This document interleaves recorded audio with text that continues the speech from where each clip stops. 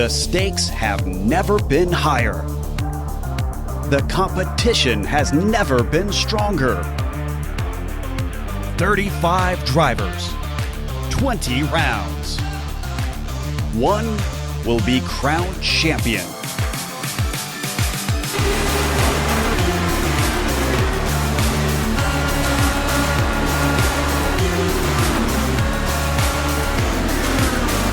Competition, commitment, excitement.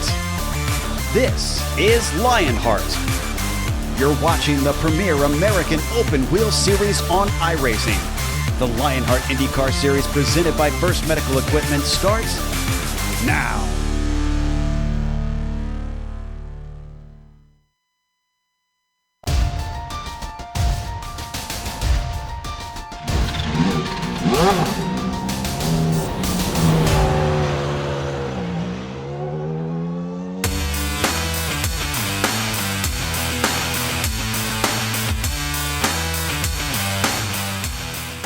We're all gamers, and HyperX is always ready to game. Competition, commitment, excitement. This is Lionheart. Under the star-chalked sky, the blankets and the lawn furniture decorate Rattlesnake Hill, a fan-favorite vantage point overlooking tonight's racing venue. From ISM, more commonly known as Phoenix Raceway, it's time for the Global SimRacing Channel's Round 3 coverage of the Lionheart IndyCar Series Season 8 Championship, presented by First Medical Equipment. Now, after 2 rounds, this season has delivered 2 different winners. Connor Harrington at the Homestead Opener and real-world IndyCar driver Sage Karam last round at the Glen. But a different name echoes through the Arizona canyons. Technically, a Lionheart rookie, Josh Chin, invades the series armed with a formidable iRacing reputation. How about the 2018 SCO 10 Hours of Suzuka winner, 2018 Indy Elite Series champion, 2018 Indy 500 Top Split winner, and 2019 Classic IndyCar Series Rookie of the Year. Chan currently sits second in the First Medical Equipment Driver Championship, and after keeping defending champion Adam Blocker in his rear view mirror all of last season, as the series now comes to the land of tumbleweeds and cactus, it's the Lionheart townfolk wondering if there is a new sheriff in town. But the desert is a lawless place, having Chin's competition saying, "Badges? We don't need no stinking badges." Who's your Huckleberry? Find out now. It's the Thumbs Up Cancer Down Phoenix 200. And all the simulated Dallara IR18 action from green flag to victory donut streams your way live as it happens right here on the iRacing Esports Network. Good health and welcome to another GSRC broadcast and the Sim Experience Countdown to Green. Over the next 15 minutes, GSRC will bring you all the storylines, all the stats and facts you'll need to appreciate the Thumbs Up Cancer Down Phoenix 200 that will immediately follow as we count down to green. Way up in the press box to bring in our World's Eye View, former real-world IndyCar driver Richie Hearn, joined by yours truly, Bill Soups On. Sean Ambrose has director duties armed with cameras, located, aimed, zoomed, and focused by Dougie Beard. Phoenix Raceway has been around for decades, but it has seen many a change. Let's get updated on tonight's racing venue. Hello everyone and welcome to the Global SimRacing Channel. I'm Brian Yasek, taking your spin around the Phoenix International Raceway and the GSRC IR18 IndyCar. So without further ado, here we go. Off here into turn 1, letting up the gas just a little bit to let the front end rotate, drive kind of straight through the corner, back off of it, kind of cut through the dog leg as much as you can right here, shave half a tenth or so. Down here into turn 3, wide entry, kind of let it float through the middle and then grab 4th gear on either side, grab it up, get out of the corner, down the front stretch again. You could see guys move around a little bit, but I'm really not seeing that a whole lot in this car just yet. Round 1 and 2, cutting through the dog leg again. Make sure you don't hit those cones and take them with you around the track. Down into turn 3, a little bit of brake, a little bit off the gas, down into 4th gear, let the car pick it up and hit its rev band, off of turn 4 and across the line. And that's going to complete our track guide here around the Phoenix International Raceway. I'm Brian Yasek. Enjoy the show.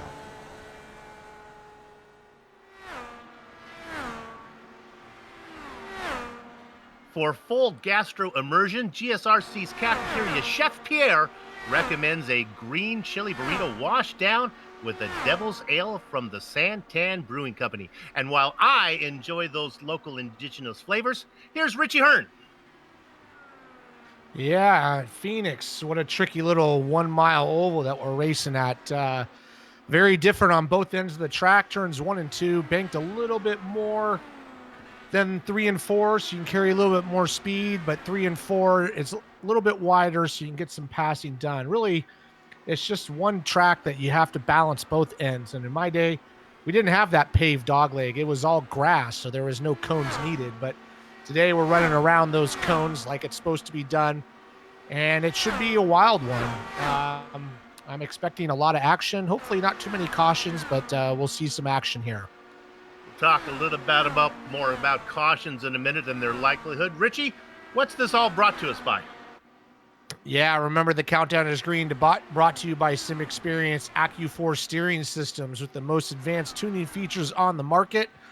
The AccuForce Direct Drive is second only to the real thing. To check out the entire SimExperience line of products, head on over to simexperience.com. Went into my doctor, said I'd lost some of my vim and vigor. He said, well, you have low T. I said, soup, low testosterone. I said, doctor, do I need a pill? He said, nope, you just watch some of those SimExperience commercials. That'll bring up that T level for you. I plan to do that. I'm feeling good already. Let's go ahead and talk about the points. These are exciting. We're going to start, of course, these points are brought to you by the good folks at First Medical Equipment. How about we start with Connor Harrington? Not much to say there. He this whole station. We talked about Josh Shin in the opening. Richie Hearn said this rookie was going to be good, and he has proven my booth mate to be right, at least so far. Adrenaline Motorsports has drivers in third and fourth in Chris Stouffer and Andrew Havakech-Kinsella. Unfortunately for that organization, one of those drivers is on the black team, the other is on the red team. Hey, times are tough in the Empire State right now, so how about some good news, like fellow New Yorker King Kong, who also liked to climb. Michael Goodman climbed 17 spots into 6th. Also, make note of the rookie in 12th there. That is Juna Yesiken Kapati, up 14 spots. Richie will talk a little bit more about him in a second. Let's look at the team championships. Again, this is sponsored by HyperX. We'll start by talking about the team, not at the top, but in second, who jumped 7 spots. That's SKM. They won the day at the Glen with 151 points, thanks to Sage Kerriman first, Josh Chin in second. You know, the rookie gets no respect as they left his name off the chart, and Damon Martinez in 13. The team at the top of the chart finished second, a whopping 37 points back. Connor Harrington in 14th, Nathan Lewis in 10th, and Stephen Larkamp in 14th. Now, Larkamp has a marketing degree from Penn State and currently lives in a Pennsylvania town called Media. Based on the town's name and his marketing degree, don't you think that the team could come up with a more catchy name than Alcantech Simulations NHR Esports? It's going to be a long season for Soupy, talking team points. Sadly, we need to address the disastrous round for the LPM Cancer Down guys. The top team after the Homestead, they are now buried in 7th. Chris Lanini was the team's best finisher in 30th.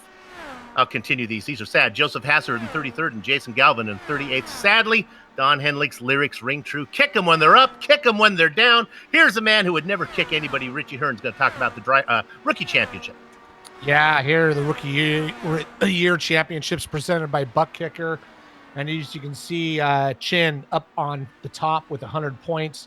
Kankipati up six spots up to second. He had a good run at the Glen.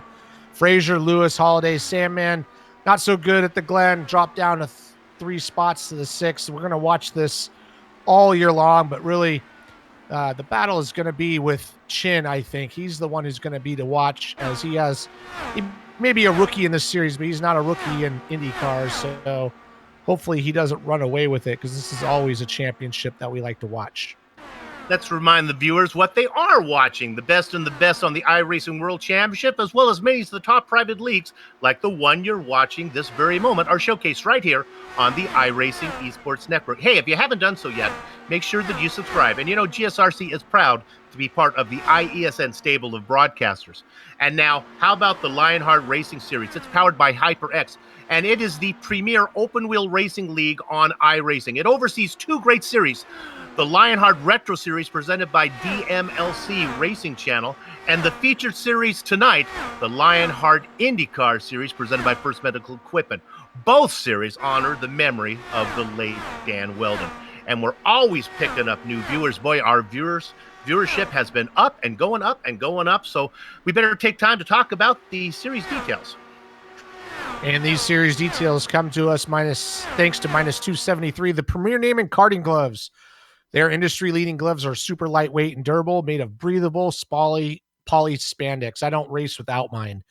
Whether you're a kart or sim racer, Minus 273 gives you the control to reach victory lane.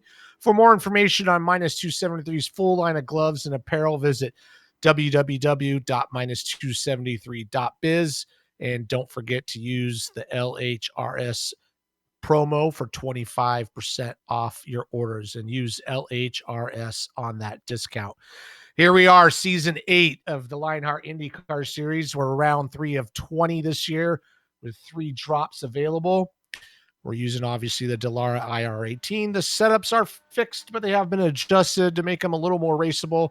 And this year, we're working on cash and prizes totaling $10,721. Qualifying just getting started right now as we finish up all of our housekeeping, get a chance to go out and see some of the action on the track. Richie, I think this is a track where qualifying does matter. You really don't want to be way back in the back where you can get caught up in a lot of the incidents.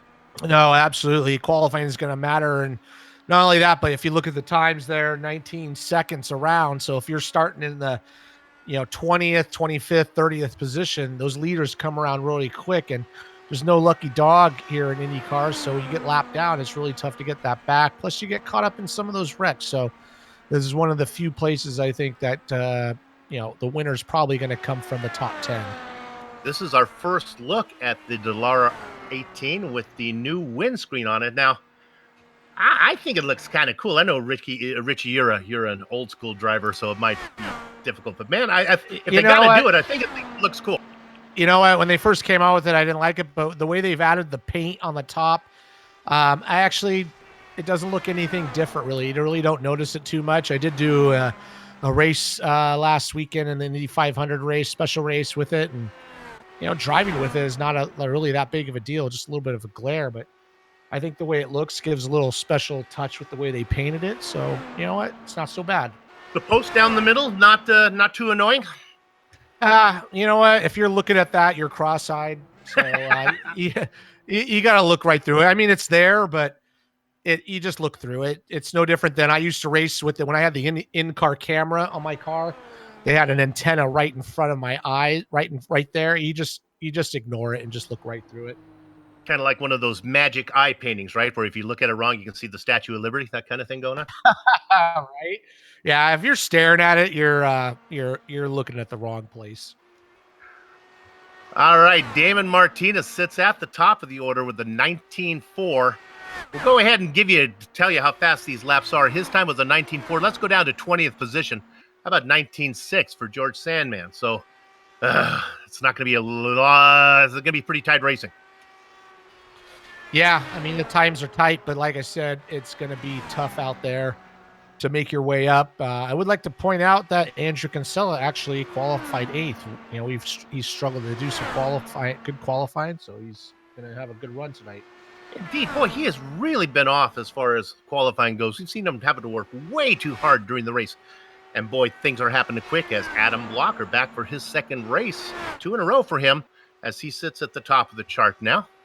Yeah, not very far away. 19.465 to 19.496 to David Martinez. The one person I'm looking for is where's Sage Karam. He's sitting 6th right now, so that's kind of surprising. And I don't see Josh Chin out there. Is he out there tonight? Oh yeah, wow, he's way back in 25th spot. So that's going to be tough. I'm gonna predict that the winner comes from the top 10. That's going to be my prediction for the race. Time is beginning to trickle in. 37 drivers have put in times. Larkamp betters his time a bit. Here's Jason Galvin, part of the the sponsor here that's sanctioning this race. We hope that he has a good one. Boy, he has had a rough time as well. He qualifies in 16th. That'll do it. So let's go to the starting grid right now. On the front row, it's going to be Adam Blocker inside of Damon Martinez. Richie? Yeah, Christopher's going to start third. Right next to him will be Brian Carey. Chris Lanini way up in fifth, and there's Sage Karam outside of him. Starting seventh will be Darren Ganji. Nice job for him. Connor Harrington starting eighth. Indeed, good to see Darren so high. Here's Andrew Kinsella in ninth position with Mike Rigney in 10th. Stephen Larkamp will start 11th and James Krahula in 12th. The Baker's dozen spot goes to rookie Nathan Lewis with Justin Weaver outside. Starting 15th will be Tony Shawan and 16th will be Jason Galvin. In 17th, it's the always steady Tyler DeGraff. He is flanked by Joe Hassard. Starting 19th will be Ken Hacker, and right next to him, the watchman, Mark Cohn. After having a great race in New York, Michael Goodman sits in the blackjack position. The double duck spot goes to Ron Hacker. Starting 23rd will be Richard Holiday and George Sandman, all the way back in 24th. In the quarter century mark, GSRC's own Samuel Ryman. He's going to be inside of Brian Beard, the pole sitter for the opening race at Homestead. Starting 27th will be Josh Chin, and 28th will be Dustin Wardlow. Dustin Wardlow, a former winner here at Phoenix, as is Brian Yazik in 29th position. Joe Branch sits in 30th. 31st is going to be Arjun Kankipati. Wow, he's way back there. It's going to be a tough run for him. 32nd will be Adam Frazier. Pair of rookies in that row, pair of veterans in the next row, George Anzaldo and Brandon Limkeman. Scotty Johnson starts 35th with Bart Workman in 36th. Jay Brandt and Scott Holmes brings up the final row there as we have 19 rows chock full of drivers, 38 drivers on the starting grid. Glad that you are with us today. We have 4 onboard cameras. Look at that. Look how pretty that is as we sit in the very back looking at all those cars on the grid. They're about to roll. Glad you're with us here on the Global SimRacing Channel, coming your way on the iRacing Esports Network. Round number 3 of the Lionheart IndyCar Series, season number 8. Yeah, we're looking at Mark Cohn and the HyperX onboard camera. Whatever you play, however you play, HyperX knows we're all gamers. Use promo code LionHRT15 at hyperxgaming.com. Now, here's Sage Karam with a very special onboard camera, the Asher's Racing Channel. We'll talk a little bit more about this later. Always faster on race day. Follow 7-year-old Asher on his motorsports journey. Asher Racing Channel. We have another onboard camera. It's the second one for HyperX. This is Mike Rigney in the 01 machine. You know, if you don't have some HyperX earphones, you probably missed what I said the first time. So I'll say it again. Whatever you play, however you play, HyperX knows we are all gamers. For those of you not with good equipment, promo code LionHRT15 at hyperxgaming.com. And our final onboard camera, Jason Galvin, number 42, the Thumbs Up Cancer Down machine. Providing Central California cancer patients with support since 2014. Get involved at Thumbs Up Cancer Down. HyperX is gamers, and we're all gamers. Competition, commitment, excitement. This is Lionheart. Adam Blocker leads the Stampede. Go ahead. Adam Blocker got a great jump off that corner. I know people were talking about the tires are really tricky on that first run, and everybody looks like they're taking it kind of careful, so we got one full lap before we get a yellow flag, so that's a good sign. One full lap before a yellow flag is always a great sign. Stouffer in second.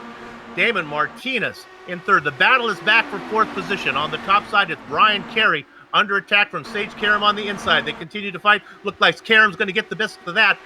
Oh, losing momentum now. That is going to be Carey, and that's going to open the door maybe for Connor Harrington to stick his no in. He doesn't get that done. Great battle going on for fourth position. Karam, Carey, and Harrington. Yeah, Karam's always very aggressive on those starts, trying to make up as many spots as he can. He's already made up 2 spots there. Looking to work on Damon Martinez at the moment. They are well behaved up front. Director, let's go back to 9th position. This is Chris Lanini. He's just got passed by Darren Ganji. How about Ganji having a great race? We know a lot about Darren Ganji. Any sim racer knows about him, but he hasn't been very competitive so far this season. Great to see him up, racing inside the top 10. Chris Lanini right behind him. Not too far back, our race sponsor, Jason Galvin. And look at that, 3 wide behind him. That's Rigney on the top side. Justin Weaver behind him. The yellow car is James Krahula. Holy moly. Yeah, that's very risky going 3 wide through there. These guys are doing a good job, though. It's a lot of cars on the track, but nice job staying away from each other. Oh, look at that. We got some really close racing going into turn 1 and 2. Our director has found the spot. We sit back here looking like 12th position. Krahula in the fluorescent. Oh, now going around is Weaver. And he gets collected. Big wreck. That is Tyler Graff involved in it. Big wreck coming off of 4 there. The Candyman, Dustin Wardlow, involved in it. Joe Hassard is caught up in it.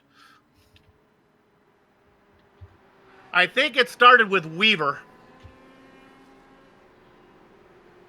We'll take a shot. At least this is the first one that I saw. Let's see if it is Justin Weaver that goes around first. Yeah, Weaver's going down low into turn 3 and 4.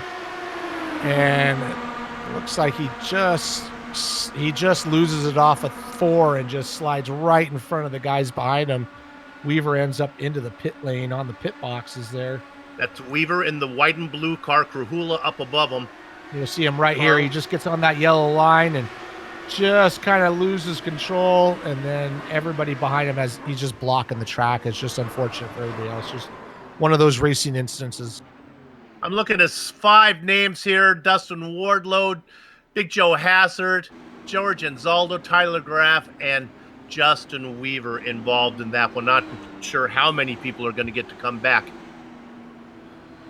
You know, Richie, you and I have done a lot of these. Our director has done a ton of these, and sometimes we just know. You just get a hunch where you want to put the camera. You got to use your spidey sense, and we caught that one live. Yeah, that was just one of those things. He was just trying to hold it low under James Krahula. Looked like he caught the yellow line there on the inside a little bit. And everybody's just saying these tires are a little tricky in the opening laps, and it's just kind of the way it goes. Well, let's take this opportunity to look at our race analysis now. Sponsored, I believe, if I know my sponsor, by Butt Kicker. Let's hope I get that one right, or I'll get yelled at. Hey, look at that big blue Butt Kicker logo up there. How far can we go? How far can we go? Well, 200 laps, that's our distance. That's a nice number. Now, it says the maximum is 55, so let me do that. 55, 55. It looks like a 3-stop race, but of course, I think we're going to see a lot of yellows before now and then. Yeah, I got my math all wrong on the Watkins Glen race, so I'm not going to calculate anything right now. Talk about yellow flags. The fewest yellow flags we've ever had here is 7. The most we've ever had, that's happened twice, is 11. My wife is pulling for the under. Yeah. Oh, look what on board with Chris Stover, yeah. Yeah, you can see those eyes focused straight ahead there. Boy. And you can see the aero screen. It's like you're sitting in a cockpit of almost like a prototype car. But when you're driving it, you really don't notice it too much. It's got some good-looking eyes there. Can we go on board with Sage Karam, car number 2? Let's take a look at the onboard camera from him, and we'll talk a little bit about one of our sponsors today. As we bring that up, and I believe, the director says, don't wait on me as I look for my plug here, director. I believe Sage is driving in the onboard camera car that is the Asher Racing Channel. I want to get this right, so I don't want to blow it here. So let me scroll down. I actually should have had this ready before I started to talk about it, but I want to take this opportunity to talk about a really fun thing. Asher's Racing Channel. You can find it at Asher Racing Channel. I think that's on Facebook. Now, let me tell you what's going on. Asher is a 7-year-old that's into broadcasting, and he had an interview with Sage Karam, and him and his Brandon are doing that. So check out what's going on there on his channel. Asher, let me give a little advice here from Uncle Snoop. Next time you talk to Sage, The guys here at GSRC, my bosses, they are mean. They won't let me ask any personal questions. So if you get the opportunity to talk to Sage Karam again, ask him if it is true that he was actually a very close friend to Anna DeFerrin, the daughter of former Indy 500 winner Gil DeFerrin. I believe they were very close. I don't know if that's going on any longer, but check that out. Hey, time to go racing.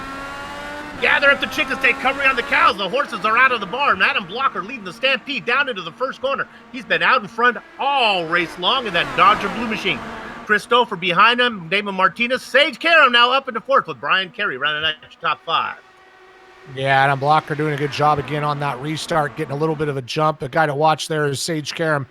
This is where he excels, where he can make up the most spots right on the rear cone of the rear tail of Damon Martinez. Christopher doing a good job as well. Riding on board with Damon right now, looking back at Sage Karam.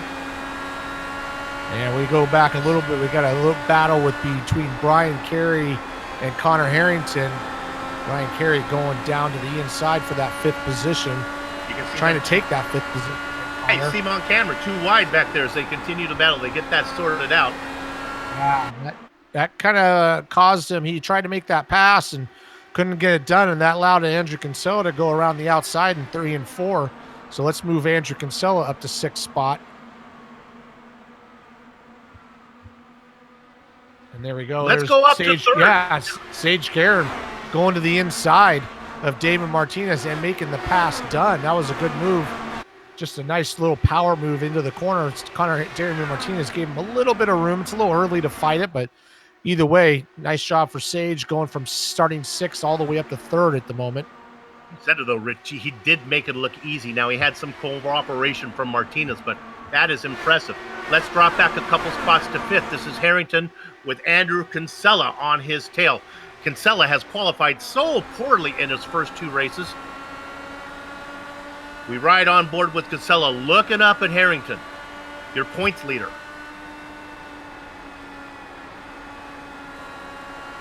Yeah, Connor Harrington's doing a good job. Started 8th up to 5th, got passed by, or tried to get passed by Brian Carey and was able to hold him off. He really just needs to have a solid race and just kind of stay where he's at the moment. It's a long race to go. Drivers are working the lap 18 of 20.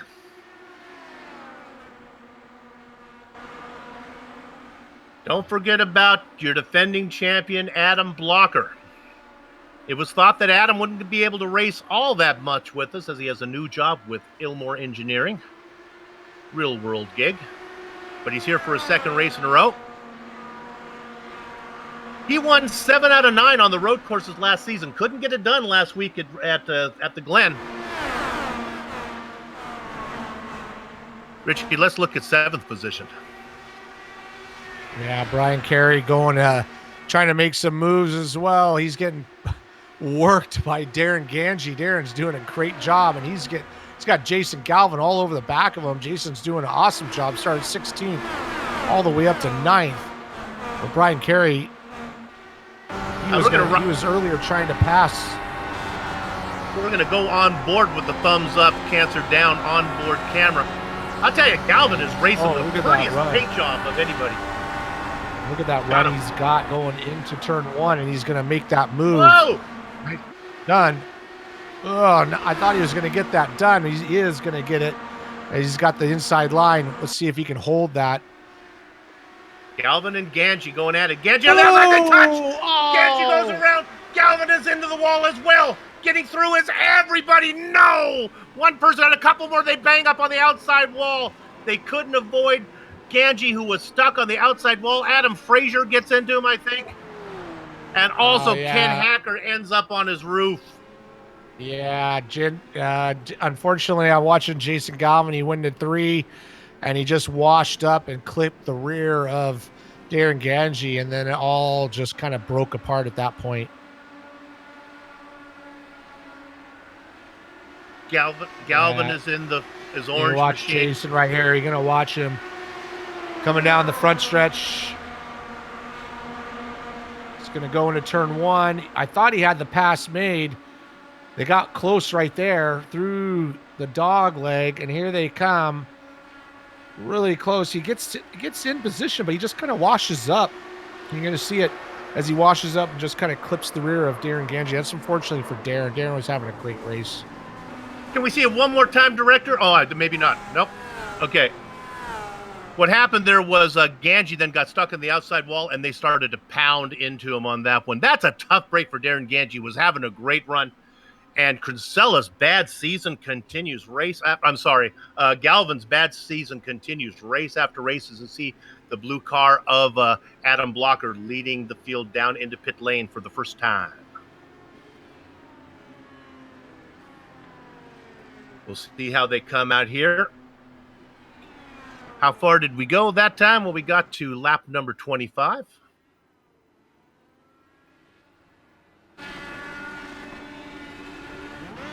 Wait for them all to come out. Blocker was first in, and Blocker's going to be first out.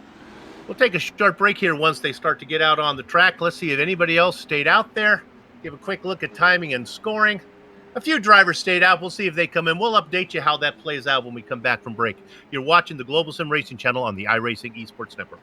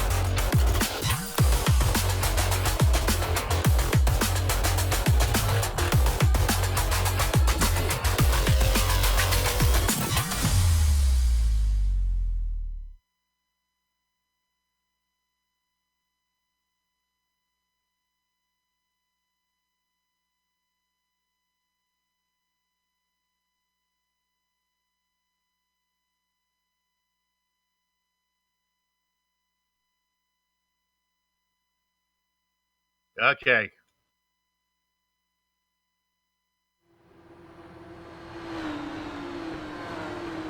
We're back, okay? We are back. You heard the okay. Let's go racing. It's the Global SimRacing Channel on the iRacing Esports Network. We're watching the thumbs up, cancer down Phoenix 200. Our leader is James Krahula. Why is James Krahula the leader, you may ask?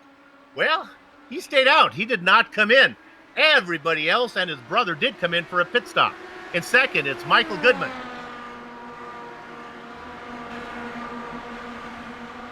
Where was the leader before the pit stops? Well, that's Adam Blocker. He sits back in third. Let's go back to sixth position where they're too wide. Damon Martinez on the top side. We haven't heard much about Joe Brandt. She's down in that Coca-Cola car down low. Martinez goes around him, and boy, the Coca-Cola car is getting freight trained as there goes Connor Harrington up high as well. Again, Brandt stuck down low. They go around him. How about Andrew Kinsella going around as well? Finally, Brandt gets to tuck in ninth position with Brian Carey on his tail. That says a lot about which line is the fastest way around Phoenix. And it isn't down low. So how long can James Grahula stay out there? Well, we'll find out. He's been out for 30 laps as it is. Boy, his car is easy to find. Now remember, Grahula avoided an incident earlier as he was on the outside. He was able to skate by. All heck broke out behind him, so he's still out there. Coming at you, the car you see at the very top of your screen, that is Michael Goodman. They start to settle down up front, so let's go back a little bit. The action is back at 10th again. Let's go back to Joe Branch again. Oh my goodness, here comes Brian Carey. That white and red machine is just really getting hounded. Carey goes by. That's Mike Rigney in the dark car number 00. Boy, if you're going to have a dark car, how about you number it 00, right? We're going to go on board with Mike Rigney. Looking up at Joe Branch. There's the HyperX onboard camera. If you're wearing some of those headphones, you're getting a good sound right now. Gives you a good opportunity to look at the new windscreen. Like Richie said, if you're looking at that bar, you're really not racing the right direction as he gets it close out to the wall.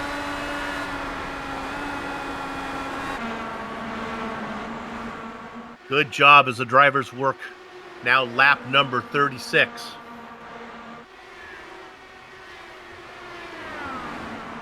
Let's go back 2 wide back in 13th position if we could.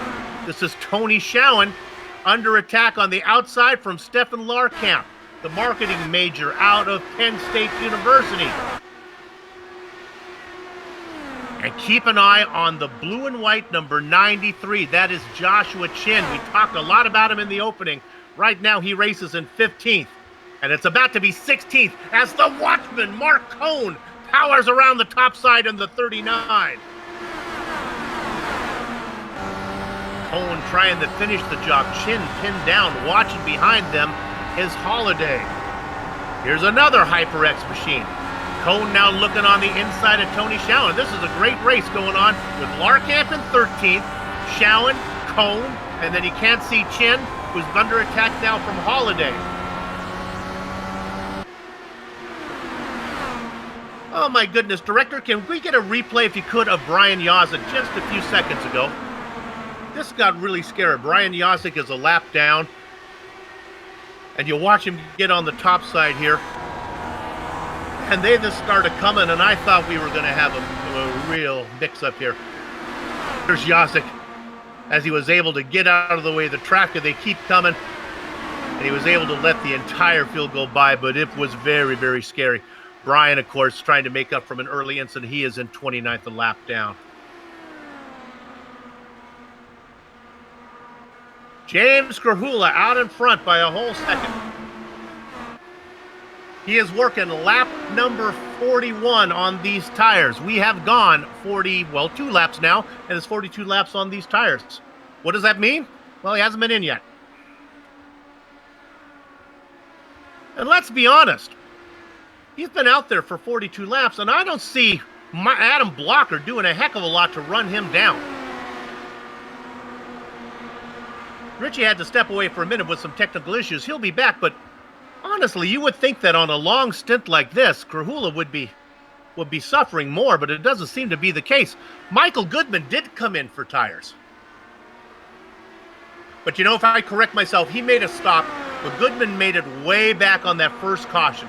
So he's been out there for 35 laps. So really the first guy with fresh rubber is the blue machine of Adam Blocker. Okay. We'll go back and look at Sage Karam in the number in the fourth machine. In the Asher Cam. There you have Asher Racing. Nice job from Sage as he looks to go back to back. Young Asher watching on. Past your bedtime, Asher. But guess what? I'm guessing no school tomorrow for you. Andrew, have a catch Kinsella on the top side. No, on the low side. That is Harrington on the top side. Watch the momentum from Connor. He's your round one winner, and he sits now in 7th position. Andrew Kinsella not giving up the chase here as he's right on the gearbox of Harrington. Kinsella finally with a good qualifying run. Started in 9th, up a spot.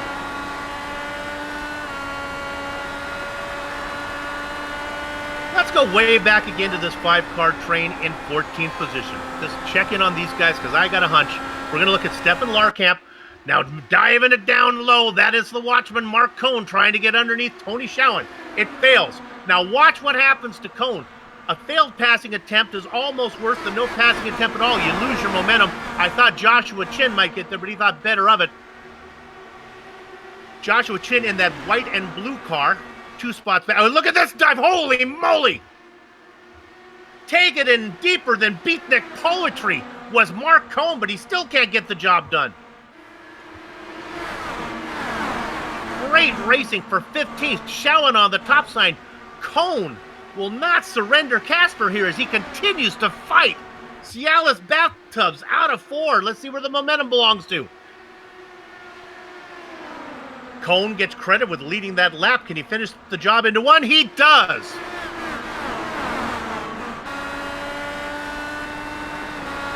Mark Cohn, 15th position. The watchman now has the chaos behind him in that HyperX onboard camera machine looking at Stefan Larkamp.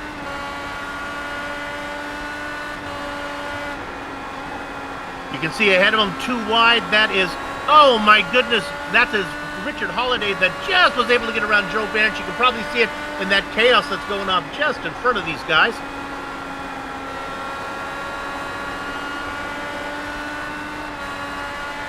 That starts to, look at this. Now it settles down into single file, but it is really hot up here. Yeah, these guys racing really hard back there, trying to get every position they can get. You can see he's going to go right down to the low line in turns 3 and 4. As the tires wear off, that high line becomes the preferred line because you can carry that momentum early on. It's the low line, but you can see it's so hard to pass. He's going to try once again into 1 and 2. Can't quite get it done, and he's going to have to fall back in line. That is Chris Lanini working on the carbonated beverage machine there of Joe Branch. The racing is hot back here. Yeah, they are racing hard. You can see back there in the blue car was going a little bit wide, but Joe Branch doing a good job holding these guys up, doing everything he can. He has a little bit of a gap to Richard Holiday in 11th, but Joe Branch is making his car as wide as possible. He's able to take that preferred line, which is the higher line as these tires wear off. Although, as I say that, he jumps to the low line in turns 1 and 2, but you can see how tough it is to make that pass. You really have to be strategic about it.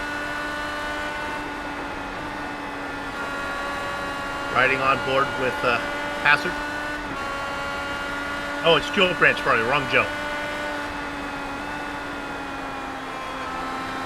Richie, I wanted to talk to you a little bit of what James Grahula's been able to do. He did not come in for tires, but look what he has done. He's been able to keep the distance.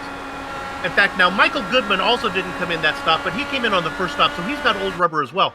But Adam Blocker, who did come in, he's been able to do nothing. Could it be the case that, I guess it's a case of clean air beating new tires? Clean air wins all along, and even if you have new tires, that dirty air really, you struggle, as you can see what Adam Blocker's dealing with. But in the long run, you're going to want those new tires because eventually there's going to be a cliff where those tires are going to fall off, and you're just going to be struggling. Right now, Michael Goodman and James Grahula both have clean air, but Adam Blockers was able to get right up to the back of Michael Goodman, and eventually he's going to get by him. Sage Karam also back there, going underneath that lap car there, and we'll see how it pans out. It's an interesting strategy, that's for sure. Well, I'll tell you what Grahula was thinking. He knows the reputation of Phoenix, and he says there's no way that we're going to get another 25 to 30 lap green flag run. I'm going to stay out here, and everyone's going to have to come in. Unfortunately, it didn't go that way for Grahula. as I think he's going to have to pit under green, which means he's going to go a lap down. And Richie, that means he's really got to hope that the yellow doesn't come out. He hopes that everyone else has to eventually make a green flag stop as well. Yeah. The problem that he's going to have is when he's in clean air right now, but he's going to come up on these lap cars, and then he's going to really struggle to get around them, and that's where he's going to pay the price mostly. We'll see how it is. Oh, he's coming into pits right now. Our director had up that lap comparison. You see, it was pretty dead even there between them. So Krahula comes in. He'll want to get out ahead of Goodman, who was on the same strategy. Yeah, he's not going to be able to do that under green, but you know what? He's able to extend that run a little bit, and that might pay dividends as we get near the end. Well, this is Goodman going around right now. Now he gets the lap back. Because remember, Goodman stayed out as well. Goodman is... Oh, I'm wrong. I thought Goodman was... I thought he pitted. He did not pit. I'm sorry. Yeah, no, he's doing the same thing that Krahula is doing, but he's staying out. And he's going to stay out again. He's going to hang in there, hopefully, for a yellow. He started 21st all the way up to first. So sometimes when you start that far back, you got to take some chances, and hopefully it just falls the way you need it. Yeah, my bad on that one. Goodman had about a 5 or 6 lap advantage on Krahula. So Michael's going to be coming in real soon. And the blue car behind him, that is Adam Blocker. He is going to be our virtual leader here as soon as Goodman gets out of the way. So how far is it back? Well, Blocker, then it's Sage Karam. Yeah, Sage Karam's done a great job. Starting 6th, was pretty aggressive early on. Oh, here comes Goodman. He's coming to the pits, so he's going to relinquish that lead, take his stop, and that's going to put Blocker and Karam in 1st and 2nd, with Christopher in 3rd. So as he comes in, let me then just go ahead and finish my point that I wanted to make the first time. Goodman will want to get out before James Krahula comes around. Krahula going across the start-finish line right now. So let's go ahead, Director, quickly pick up car number in 26th position, car number 4, James Krahula. He is on fresh rubber. He's working his way underneath Scotty Johnson. And what we're interested in here is see if he can get out before Goodman does. Yeah, well, I hear banging. Yeah. Are we have a yellow. Connor flag. Harrington. We have a yellow flag. I think it starts with Connor Harrington.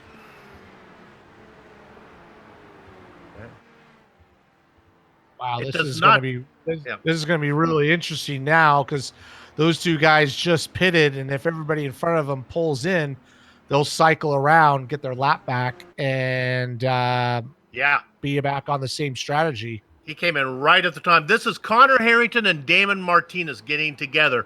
And as we look at the replay, we'll talk about it. But then we'll follow up to see how it plays out for the guys who pitted there out of cycle. Wow, it looked like he just got wide and just kind of watered up into the wall and did his own thing. Yeah, you know what? It really was Harrington that got into the right rear tire of Brian Yazik, and that's what put Harrington into the wall, and then Martinez had nowhere to go.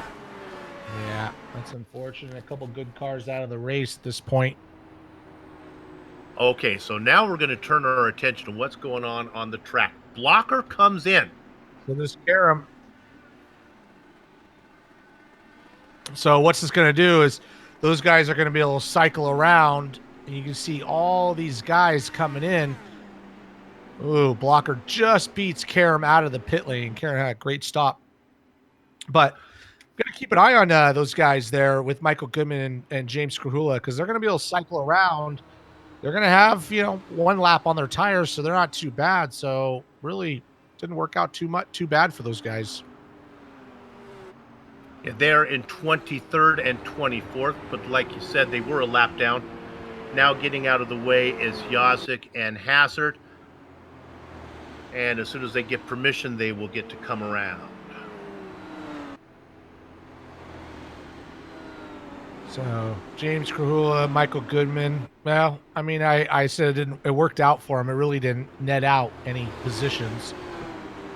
They're going to end up back to where they were in 23rd and 24th spot, respectively. James Krahula started 12th. He followed all the way back to 23rd, but it was worth the risk.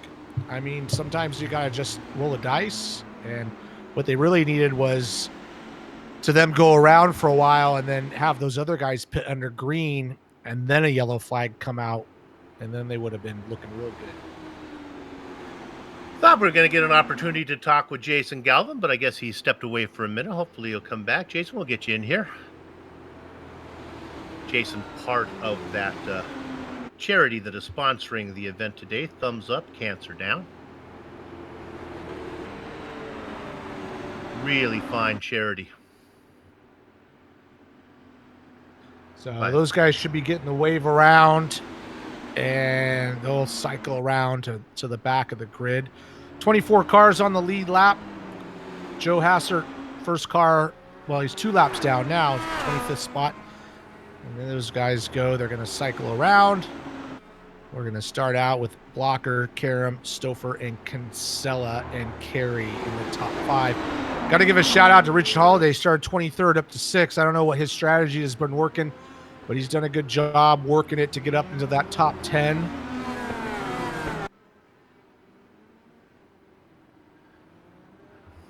Okay. Working here now as we are working lap number 71.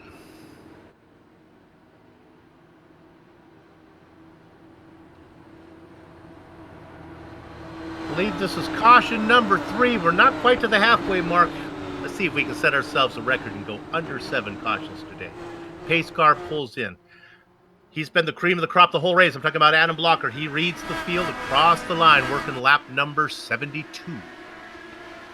Yeah, he gets a good start. Sage Karam does a good job staying with him.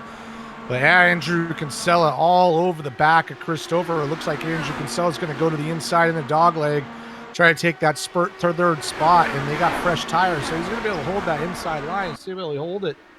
But man, Christopher is able to stay on the outside. That outside lane in 3 and 4 really seems to be where you want to be.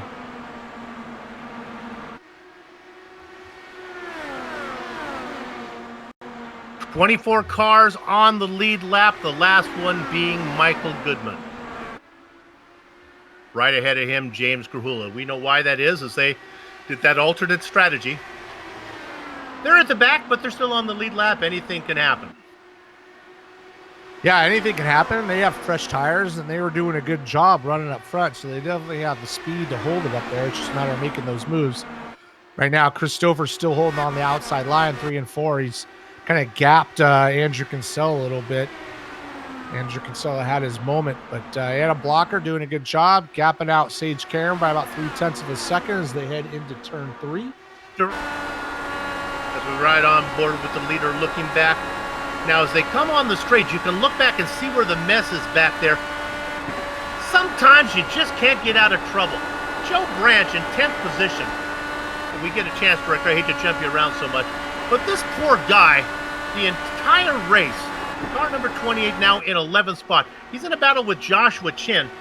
He has been in a pinata full of bees for 76 laps. Things settle down for him now. Well, that's what happens when you start 30th. You're going to be in a pinata full of bees the whole time. Josh Chin getting around him. Josh doing a good job starting 27th to 10th. But Joe Branch has done a good job holding his own. I mean, he's had a lot of challenges for the spot. Ooh, Josh Chin going way high in 3 and 4. Ooh, caution out. Looks like a solo spin from Brian Beard. Just lost it. Put the nose down onto the inside wall. And as we take a look at this, give us an opportunity here under yellow. We can bring in our points leader, Connor Harrington, for a quick talk here. So we'll look at this one. Yeah, Brian Beard just going down. Just getting on the gas a little too hard out of 2 and just wasn't able to recover, nosed it into the inside wall. And fortunately, he'll be able to get back out, though. He's not going to lose really a lap or anything. You just go in, take some tires, fix the nose cone, get back out there. Let's talk to our points leader right now, who had a short night. Connor Harrington, just not enough track for you to get out of the way. Well, not really. That one kind of actually just ended up in my lap there. I guess Damon was trying to get around the lap car of Yazek, who was 6 laps down, and he'd been letting everybody go on the inside, and then decided he wanted to try letting people go on the outside, and there was just a little bit of a miscommunication there, and I kind of got caught up in the accident when Damon bounced off the wall. It's kind of unfortunate, really. We were hopeful for tonight, and things just definitely did not go our way. That's why God made drop races. Hey, talk about the track a little bit. We saw James Krahula stay out and have a long stint, and really the clean air in front of him, he seemed to be as fast as guys on new tires. Yeah, James was bold where we weren't. Obviously, I don't think that strategy decision paid off. I think he's a lap down now. But yeah, I mean, clean air is overpowered. I mean, I would put a lot of money on the fact that once somebody gets the lead, they are not going to give up the lead unless something catastrophic happens. So it's wild back there in the pack, though. The car really does drive like it's got no air on it. So you're really playing with the throttle, trying to get the car to help rotate. So what we can learn from that, though, is we get down to the close to the checkered flag.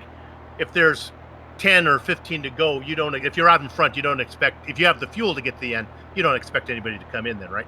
I don't expect anybody to pit inside of 55 laps to go. That's how confident I am. That's a long step. Thank you, Connor. Good luck next round, buddy. Yep. Cheers, guys. Thanks. That was fun. That's some, nobody's going to pit inside 55 laps. Yeah, well, while we were doing that talk, we did have the camera on James Krahula as he came in and topped up. So he's extended his pit window a little bit. So, we'll see what happens. If we get, sometimes these races, they get a lot of yellows early and then they just go these long green flag runs as people settle down. So we'll see how that plays out. We don't have Jason Galvin, but maybe we can bring up the race logo if we can. Give me a chance to talk about Thumbs Up, Cancer Down. Battling cancer is hard enough. Thumbs Up, Cancer Down wants the survivors to know they are not alone. This Bakersfield, California-based nonprofit provides support to those fighting cancer through their Thumbs Up Power Up packs. Each pack contains items carefully selected for cancer patients, including blankets and beanies, a journal, and a phone charger. If you want to get involved, all you got to do, go to thumbsupcancerdown.com. I love it when iRacing gets into these type of things where they can make it more than just a game. That's a great thing, and that's something that Richie, that Jason Galvin's been doing for several years.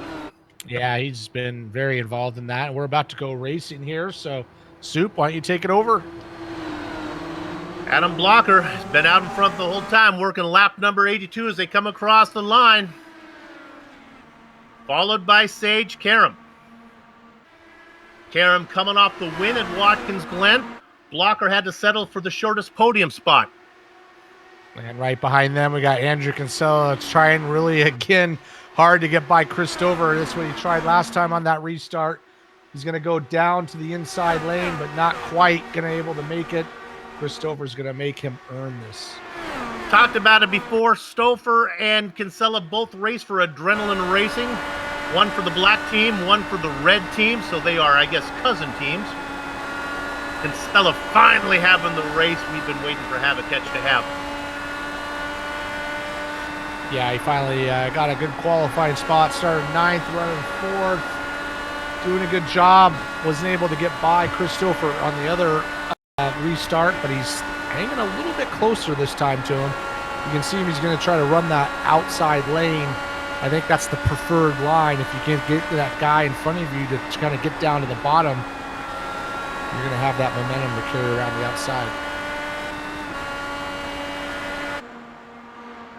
Richie, let's talk hard charger. Just behind these guys, back in 6th position as that battle continues. I want to talk about Richard Holiday. 23rd to 6th. What a nice run. Right now he is sandwiched behind Carey and in front of Mike Wrigley. Yeah, and he's done a good job. I mentioned it earlier, 23rd to 6th. Also, you got to give a shout out to Josh Chin and Mark Cohn. 27th to 8th, 20th. Oh, caution's out. Caution's out. I believe it is Scotty Johnson who got a little bit loose right in front of Michael Goodman. Probably the best view would be on board of Goodman on this one, as he's the one who got into Johnson. Johnson got loose. I don't know if Scotty got loose on his own or if he had a little help. Yeah, I think the car just gets loose, and then as we look at our leader there, Adam Blocker, if we can. Okay. Michael Goodman's been having a great season so far, sitting well up in the points. Now, if we ride on board with Michael here in a minute, you'll see the Scotty Johnson gets loose right in front of him. Hopefully, we'll be able to pull it up. Hey, look at that! Look at that big screen going on right there. Hey, that looks pretty good. Let's watch what's on the big screen. Technical issues. We're not going to be able to have that one, but trust me, Michael Goodman had nowhere to go on that. Pit stops.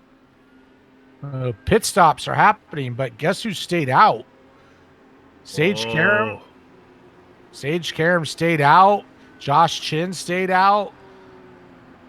So this is really going to mix things up. We got, 112 laps left.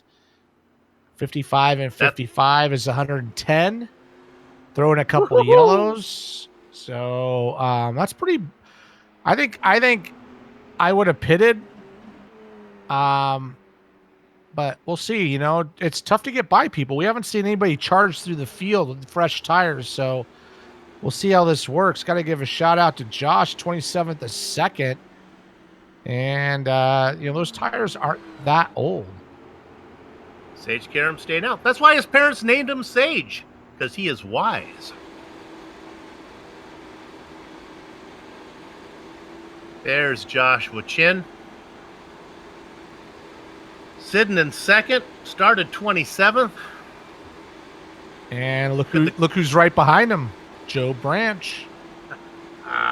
And if you go back a couple more spots, James Krahula, who short pitted on the last yellow, just came in. I saw him come in. We showed it on the screen there and he came in and took some fuel. So he's extended his pit stop. He actually has more fuel than the guys in front of him. And he's right in front of our previous leader, Adam Blocker, but we've seen how good he has run on used tires. So this is definitely going to mix up everything as we get near the end. Indeed. To explain this, we'll talk about it there in a minute. Let's go ahead and bring Jason Galvin on in here, who had a short night. Jason? It's like a trend here. That was rough, huh? Yeah, I don't know. We were driving through the field. It felt really good. You know, it raced real good. And we were close in qualifying, but close in this league doesn't count. And I don't know. You know, I've not run around Darren Ganji much, and so I feel bad. I apologize to him. You know, I guess I just kind of figured that he was going to end up more up the track, and I think that he got a good run off, and I was there, and off we went. So I don't know how that shakes out, if that's on me or a racing deal. I don't think it's hard to blame him. You know, he's just running his line. So, you know, tough deal for sure. I just feel bad. We wrecked a whole bunch of cars, and I really wasn't even trying to be in a hurry. We had a really good race car. I was good, just kind of cruising through. I just had such a good run on him. I saw you guys were watching it there. He got kind of held up, and I had such a good run, and I thought, well, we'll take the next spot, and it just kind of didn't work out. Can you stick around for a minute? We'll call this. Yeah, go back to green here, and then we'll get you in. Maybe talk a little bit more about your charity that you've been with for a long time. What I want to do is talk about what's going on up front, though. There are 5 cars. Karam and Chin have stayed out from the very yellow that was 2 back. They've been out there for 20 laps. Then you heard Richie talk about the guys who topped off, Branch, Showen, and Krahula. They have 10 laps fewer. Time to go racing. Sage Karam now out in front. I think he's in good position here if he can go green from here on out, but that's a tall order. Yeah, I mean, it's a tall order to make it last that long. I mean, I don't think we're going to go 110 laps without a yellow, but it definitely opens up the window for those guys behind. He's going to do just fine out front. Josh is going to do just fine, but we'll see how it gets, 20 or 30 laps if we can get that far into this, right? We've got to keep an eye on Adam Blocker. He's working hard on James Krahula. But we've seen earlier, it is tough to pass out there, whether you have used tires or new tires. Right on the gearbox of Krahula. Oh, there he goes, and he's going to go around the outside. James Krahula made a mistake, gave him the outside lap. As Sage Karam just sets the fastest lap of the race. You can see up front, right in front of Adam Blocker, that's Joe Branch and Tony Showen racing it out. Here comes Andrew Kinsella working on James Krahula. But James Krahula, you got to stay up top. You can't pass on the bottom. Stay up top, man. We got a big gaggle of cars here. This is looking bad. Yeah, Shawn is down low. He's going to get freight trained, and hopefully he can keep it down there. Will he tuck up in front of the citrus-flavored car of Krahula? He tries to slow Krahula down. Krahula with momentum. My goodness, it is tight racing. That's Kinsella in there as well. Christopher back there in the mix. Krahula starting to go to the outside. That'll work if Shawn can keep the car down low.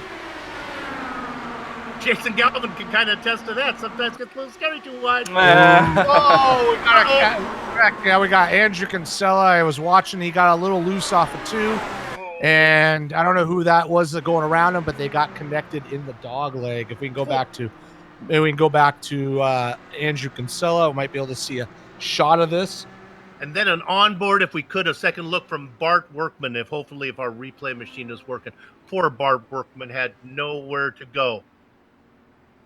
Here we go, as we're going to see the replay coming up right now. There we go.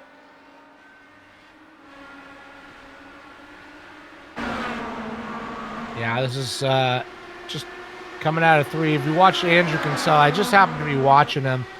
He's going to go right to the bottom here. He's going to really hold it tight off this corner. You're going to see him get loose right there, a little twitch, and then it just, everybody gaggles up and unfortunately catches out about 3 or 4 cars. Let's try on board with Workman. You be the driver. You choose the line you want to go here. Yeah, you can see he just has nowhere to go. All smoke, boom! And that's just, unfortunately, that's oval racing. I really don't think anybody's to blame. Andrew just got a little bit loose and just kind of bottlenecked everybody up and ran out of room. Well, their misfortune gives us an opportunity to talk to Jason Galvin. Jason, I know the world's kind of crazy right now, but your charity is year-round, correct? So once things settle down, they can get involved in that.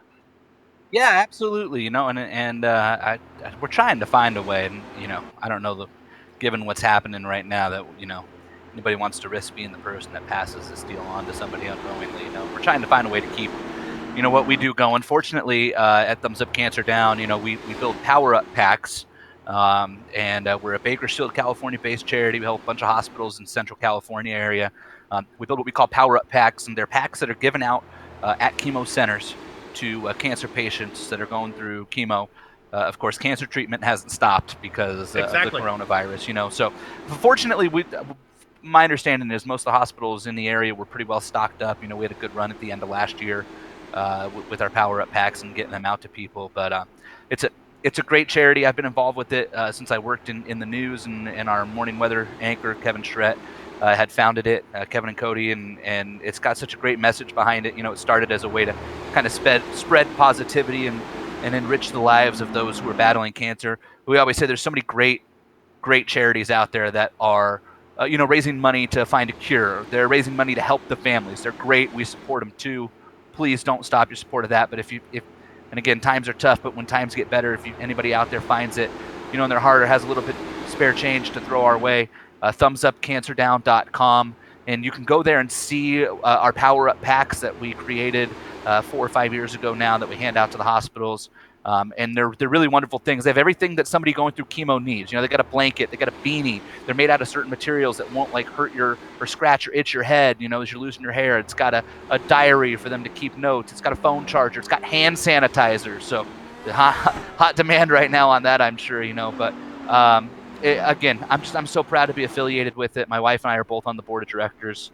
And I'm so proud that Lionheart has kind of taken them on the way that they have and allowed Thumbs Up to be such a big part of this series. And my team at Loud Pedal, we're Team Thumbs Up and Team Cancer Down, and everybody for the most part was running Thumbs Up cars tonight. It was a rough night for the team, but if you sit back and think about those people that are getting up tomorrow morning, the world is shutting down and everybody's worried about the coronavirus, and those people have to get up tomorrow and go in and get the needle put in their arm and go through chemo again anyways, and it changes everything. It does indeed. Thanks for the job you do. Not the way you wanted your 100th race to go, but we'll see you down the road a bit. Jason Galvin out for the night. Pace car is in, driven by Phoenix's own Linda Carter, former Wonder Woman. Good to have her here with us. Sage Karam leading the field. Yeah, interesting to see that him and Josh and those guys that didn't pit earlier stayed out as well, so they're looking to go to the distance. I think they're feeling good on those tires that it's going to be hard to pass. It just with those guys like Adam Blocker and everybody that pitted, they have a much wider opening as far as fuel goes. But good clean start. And Adam Blocker up to third. Man, Josh Chin all the way from 27th to second. Got to give a shout out to Tony Schowen, 15th to 4th, and Richard Holiday, we talked about earlier, 23rd to 5th. You can see the lap counter at the top left corner of your screen. We just passed the halfway mark. And I think now with that yellow flag that Sage Karam and those guys up front can maybe get there. I don't want to talk too soon. That yellow certainly helped them. Yeah, the yellow definitely happened. On the numbers, I think they can make it. Obviously, I'm really don't think we're going to go 100 laps or 97 laps without a yellow flag, but at least they're good to go if we do. Look at him, Mark Cohn in the HyperX onboard camera machine, racing in 8th position.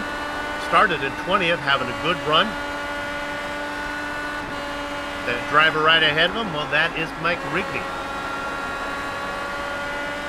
I think it's all going to come to when the yellow falls, Richie. If they have to make a green flag stop and then the yellow falls and the other guys get to pit under yellow, that could be the difference. But if it falls right for them, it may work out.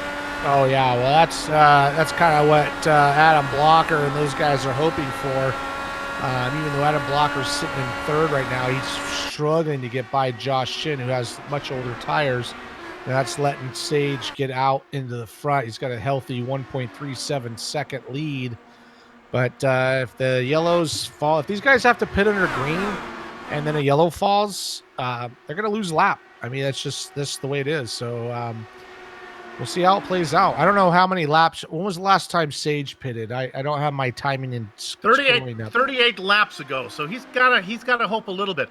I don't want to jump you around too much, but I think that those guys are kind of locked in position. Let's go back to 11th spot. This is Jay Brandt.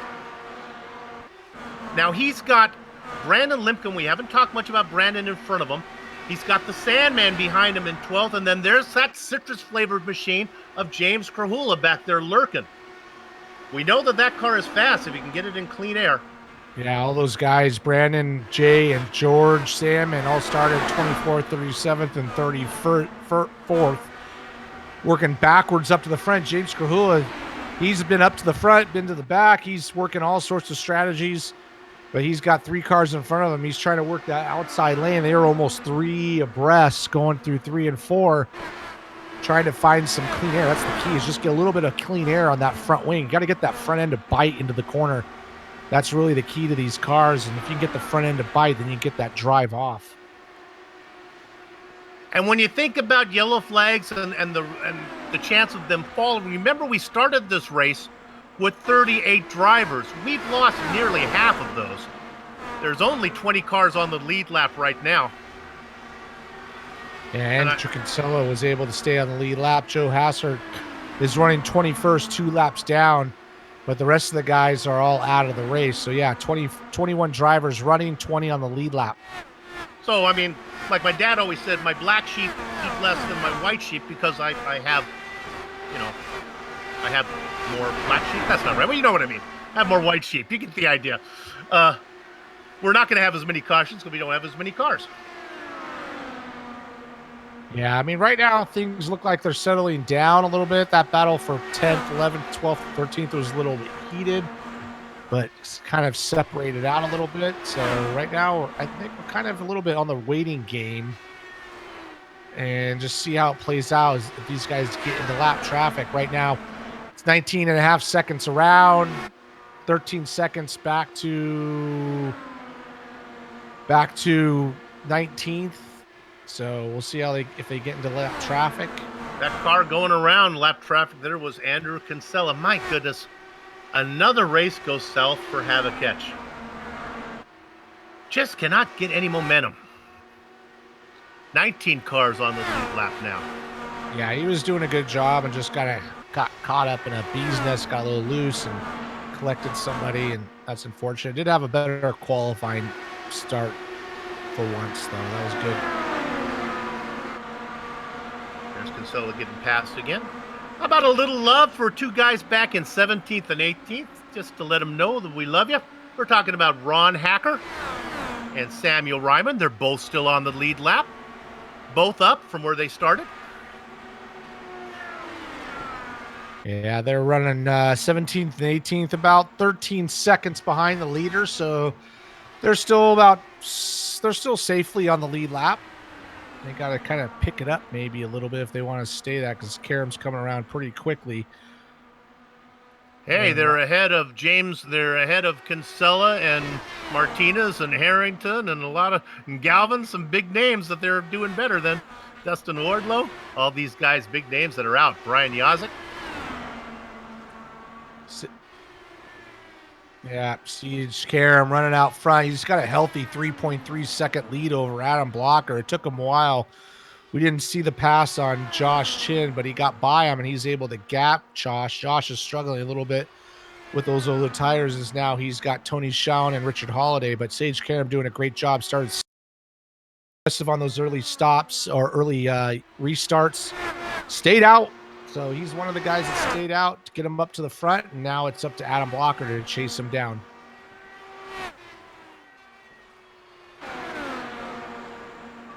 And we look there at Blocker, up by a second. On Chin. How about Josh Chin? Boy, started way back there. Took his time. Managed to get up to third. Yeah, he did a good job early on and played the strategies on the same strategy as Sage Karam, stayed out. So he's they got some pit stops coming up in their future. What is the lap count for Sage Karam right now? Sage is on 52, but a lot of those were under caution. So maybe 8 more laps, I would think. Yeah, let's say. Boy, that's going to put him short. Yeah. Is going to put him short. So, and if he pits under green, he's going to lose a lap, and if a yellow comes out, then it's going to, but, you know, sometimes you got to take that risk. We'll see how it goes. With the thinner field, only 21 cars running, sorry. You know, we have a good chance of maybe not having a yellow till we get right near the end.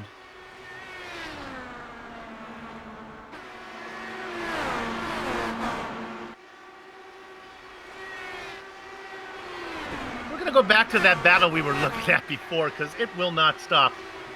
This is Jay Brandt leading the group in 11th. Yeah, earlier it was Brandon Limkerman who's kind of leading the group, but he's gapped those guys. So now the battle is between Brandt, Sandman, and Krahula. Krahula on that little alternate strategy, but he's been hanging in there right behind George Sandman, but he hasn't been able to get by. He's trying to run that higher line. I see George Sandman going right down to the yellow line, and that's risky. But I don't know if these guys are struggling to get by or they're just happy to run this pace at the moment and save those tires. It's hard to say. See on board with James Gurley. He's got George Sandman right behind him. And that aero wash is real. So you can see as he goes into the corner, he's going to try to enter a little bit higher to get that bite on that front end and hopefully get that drive. He's getting a good run off of the corner off turn 4, but unfortunately it puts him right in the aero wash going into turn 1. Spidey senses are tingling. Let's jump you up to 7th. This is Mike Rigney and a very aggressive Mark Cohn. Cohn about a car length back, and he has been testing the waters, trying it high, trying it low. Rigney's having none of it. Yeah, Rigney's doing a good job, but man, Rigney's getting right up to the wall on both exit 2 and exit 4. So Mark Cohn's just putting a little bit of heat on him, making Rigney work it a little bit. You can see right up next to the wall there, as close as you can get. Cohn gets a good run. He's slowly creeping in there, man. He might be able to make a move here pretty soon. We've been jumping it around a lot, so let's catch our breath and watch these guys work a bit. Now that is Kinsella getting out of the way. That's a lap car. The other car you see up ahead, that's Brian Carey in 6th. But boy, it's fun to watch Mark Cohn try to work it. Boy, Richie, he gets it down low, but the car just won't stick. Yeah, I mean, they're working to use tires, but Mark's giving him that inside line. He's able to hold it, but you're going to get that run right here. This is going to be a really good run here. He's right in the gearbox. He might be able to make a move right here. He's going to drive down onto the brakes and kind of backs off a little bit. Rigney's giving him an opening. He's opening the door for him a little bit, but I don't know if Mark. Oh, here he goes. Here he goes. Oh, can't hold it down to the bottom. They're going to go side by side. You can see how much it's like a chess match. It takes 3 or 4 laps to get by somebody sometimes. I think this is costing them time as Larkamp lurking back there. Finally, Cone gets it done. Now let's see if he can drive away. Meanwhile, our leader, did he finally come in? I think he did. Karam is in. Yeah, Karam is in, and he's going to lose a lap. We'll see if Josh Chin comes in as well. He's going to stay out. He's kind of on the same strategy. But what Sage doesn't need is a yellow in the next few laps. Because if he does that, because he's going to lose a lap here, but he knows Adam Blocker's got to pit. But unfortunately, Sage is, I don't think he's going to be able to make it. Nope. He's going to have to pit one more time. How many laps has it been since Adam Blocker? It's been 45. Yep. Let's say he goes 10 more, 15 more laps. What does that put us at 43? He might be able to make it on one more stop. Yeah, I think Blocker is good to go. Boy, Sage is in there a long time.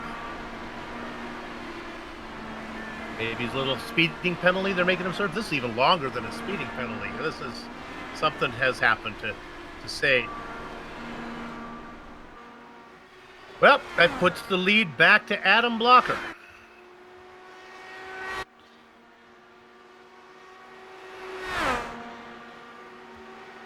And let's go to second position. Here's oh my goodness.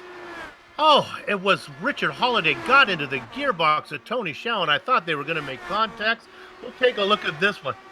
This one took Soup's breath away. Coming up right now. The pass was failed. Now watch this. If this is the corner where it comes in. We're going to drive up on him. Right here. Oh. Yeah, it looked like he was going to maybe go outside, and then at the last minute didn't have the spot. Sage Karam's finally back out there, but he's lost 3 laps. So I don't know what happened. I kind of watched his pit speed. I don't think he was speeding. So I don't know what happened, but maybe I'm wrong. But he was definitely in there for a long time. It was a long stop. Chin has made a stop, so this is going to get kind of messy here for a little bit till this gets sorted out. Chowan pits from second.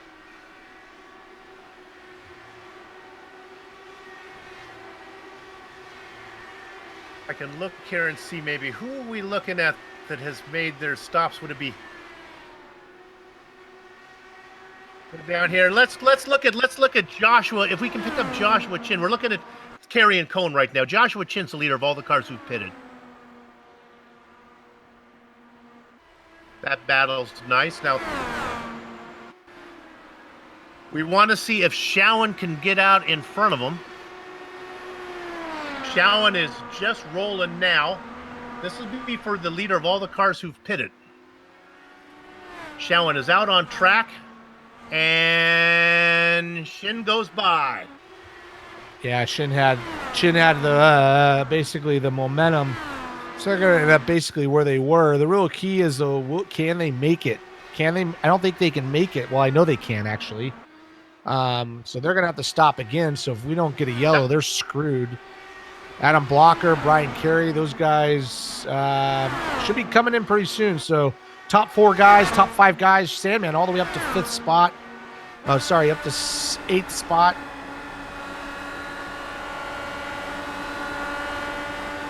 So we'll see. We'll see how long these guys are going to have to make it to lap, 45, 46 to make it to the end. If we go green all the way, we're pretty close to that right now. It's Mark Cone making that pass, and he decides to dive it into pit lane. So that's going to give, I believe, the lead to Brian Carey. Let's watch Cone come in.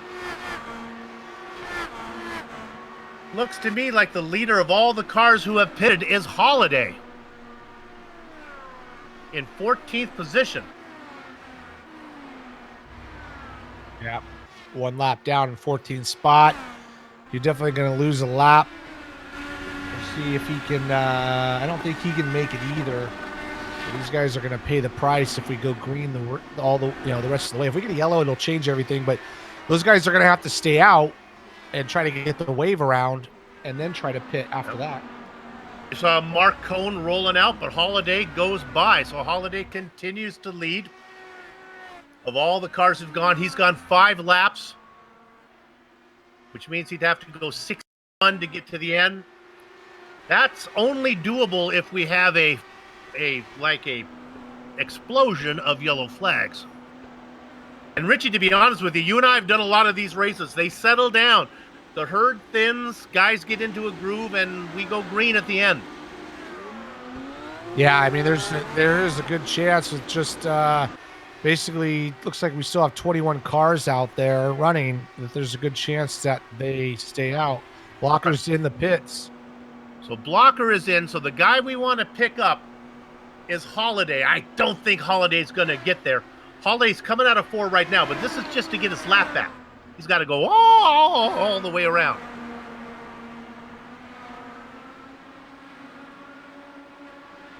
Yeah, it's going to be close. Adam Blocker's pulling into his box right now.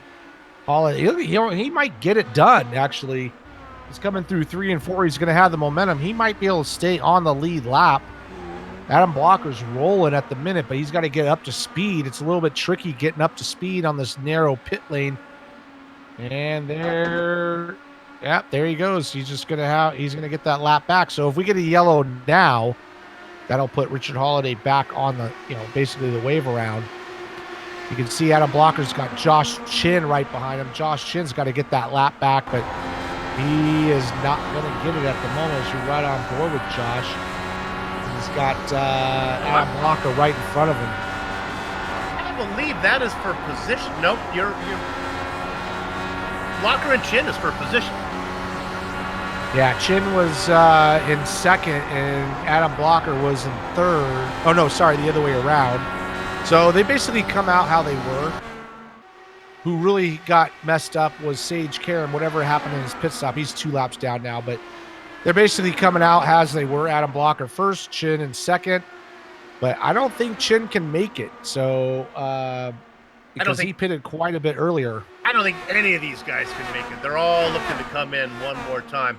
Some of them might have a chance if we get a yellow. These guys who are coming in now. This is 49 to go.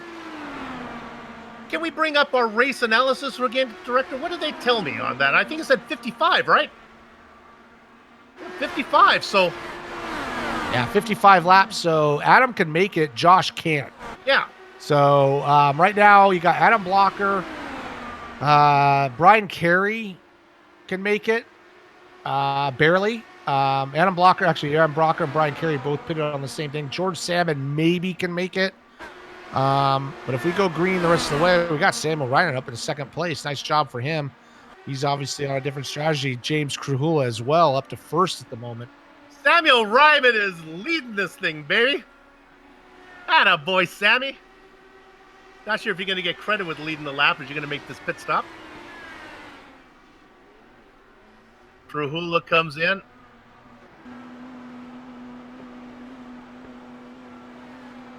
We've got ourselves a thinking man's race now.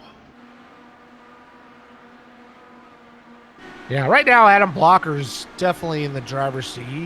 He's going to be able to make it. He's technically in the lead. Richard Holiday is in front of him, but he's basically almost a lap down. He's not going to be able to make it. Josh is not going to be able to make it. Chin. Really, it's going to be Adam Blocker's race to lose at this point if we go green the rest of the way. We think Holiday is about 8 laps short. That's my guess. Yeah, I'm going to say about 6 to 7 laps short. So Maybe if he gets a lot of yellow flags, he might be able to stretch it. Let's go on board the HyperX onboard camera. Racing in 7th. It's the Watchman, Mark Cohn, looking up at Brandon Limkeman. Great run from Limkeman. Up 28 spots. Not the driver we're looking at, the car just ahead.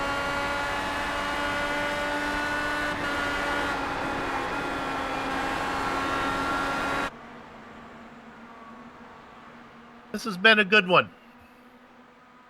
It's been a good race. We have some good passes, some good racing, good strategy. Not a lot of yellows. I mean, you've had a couple. You're going to get some, but hasn't been a yellow fest.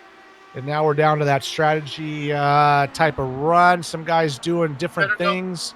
Better go up to the lead real quick here. This is kind of a pointless pass, but because we think Holiday needs to make another stop. But when you get a pass for the lead, you got to cover it. Here comes Blocker. I think he's going to run down Richard pretty quick. Yeah, well, Richard, what he needs to fight him off as much as he can so he can get a yellow pit and get the wave around. But he's done 20 laps since his last run. There's no way he's going to be able to make it. Really, it comes down to Blocker, Mike Rigney. Looks like he's good to go.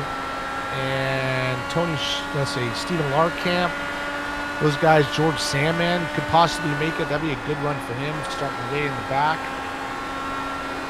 Drivers that we don't think can make it. Holiday, Chin, Showen, Limkeman we don't think can get there.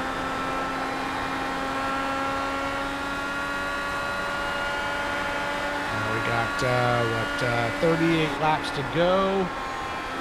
Chin's pitted 28 laps. That's not going to be able, he's not going to be able to do 64 laps. Nope. 66 laps. Sorry, I told you my laps.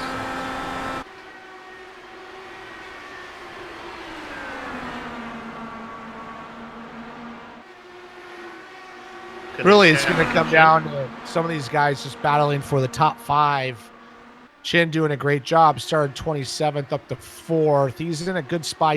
He's probably not going to win, but he's in a good spot to get a top 10. That'll really help with his point total. So he's done the right thing, doing the strategy he called to get up to that spot. So he's look at that Showen and Chin battle. That's for 3rd. The real sleeper here, who I think is going to finish in 2nd if things stay where they are right now, is Brian Carey.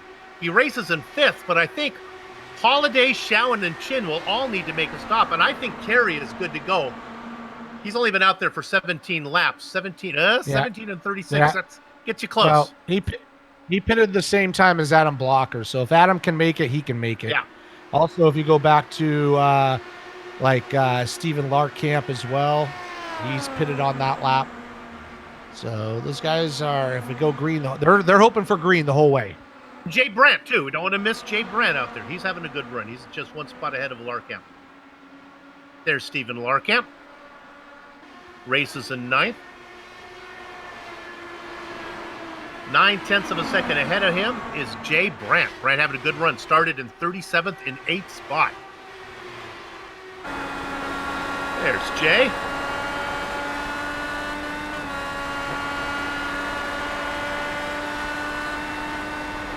He's in a good-looking car out there. Black and red. Nice machine. Look at that. Back in 37. I think we only had, how many cars do we have? 38 cars. So started on the back row all the way up to 8th spot. He's in a good spot here to possibly move up even more, as he's on a good pitch. He's on the same pitch strategy as the leader, so he might move up to the top 5.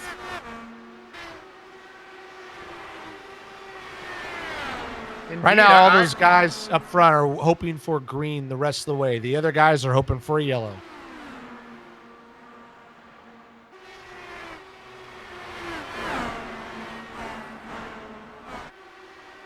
Your leader, Richard Holiday, under attack from Adam Blocker, but really nothing to look at there. I like what we're watching here. You can see the tower.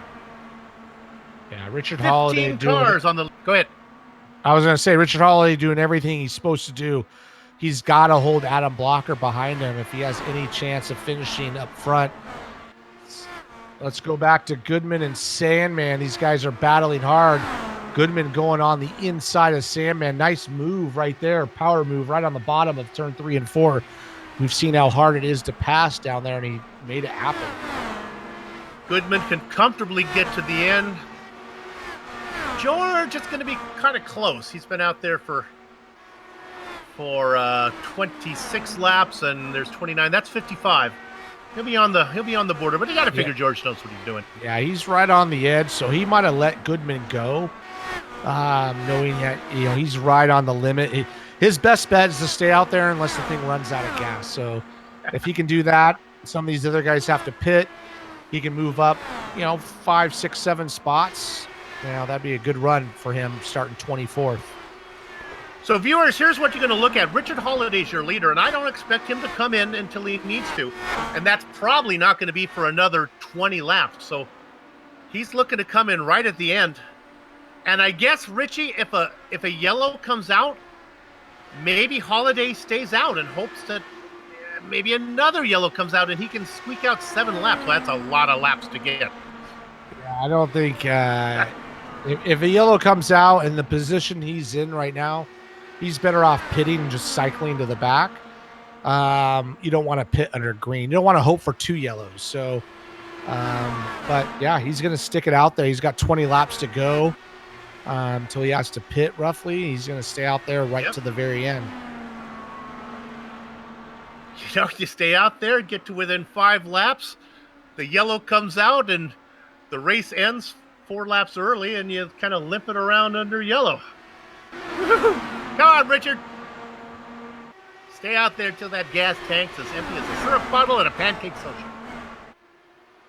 Yeah, big battle here with Josh Chin, Brian Carey, and Mark Cohn.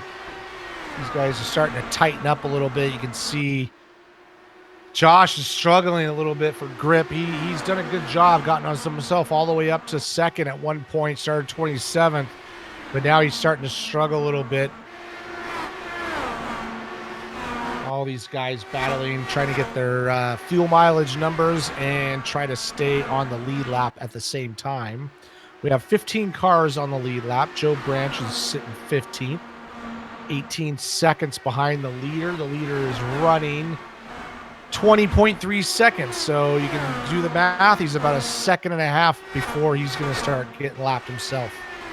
That white and blue car you're looking at is Joshua Chin. He has no hope of making it to the end without a pit stop. The car right behind him, that's Samuel Ryman. He's in 16th. First car 1 lap down. Sammy is good to go. So he's going to pick up Ryman.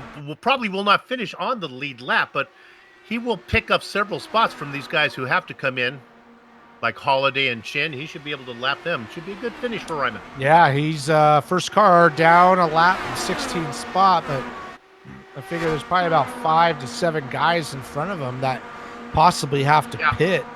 So move him up, top 10 finish if it just continues on the way it is.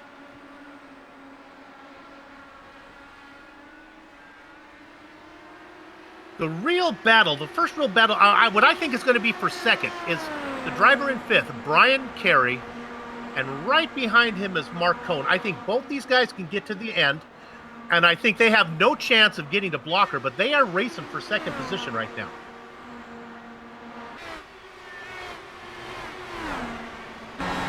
Look one more time onboard camera with a HyperX onboard camera. I hope you got your HyperX headphones on. Hear that engine.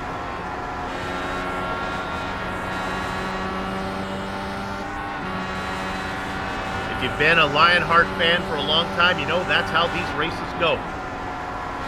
Now, I haven't been tracking the yellow flags, but I have a hunch we're still under 7. I think we might set a record here.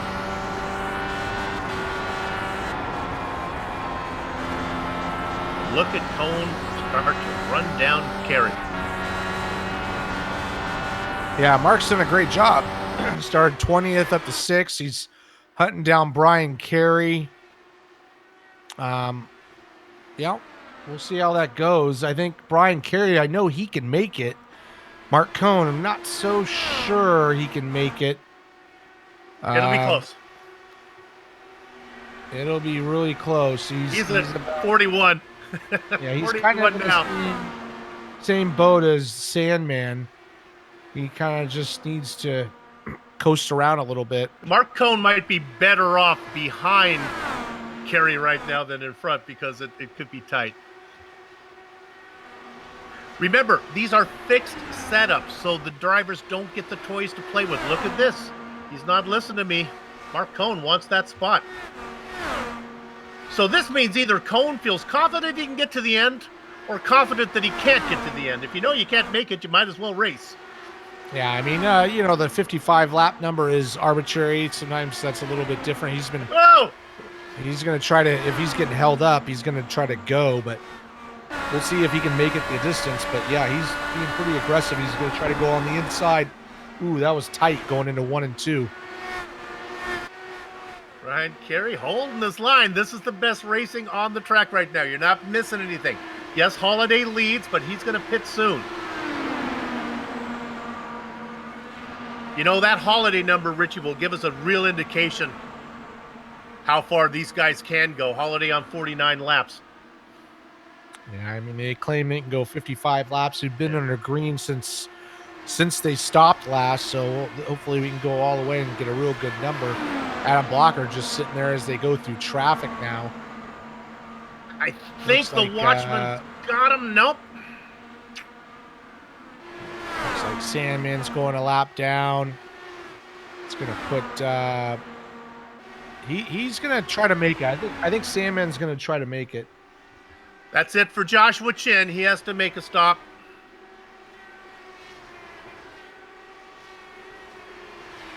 Boy. Showen comes in. We knew he would have to stop. So these are all spots that Kerry and Cohn, that battle we were watching, will vulture.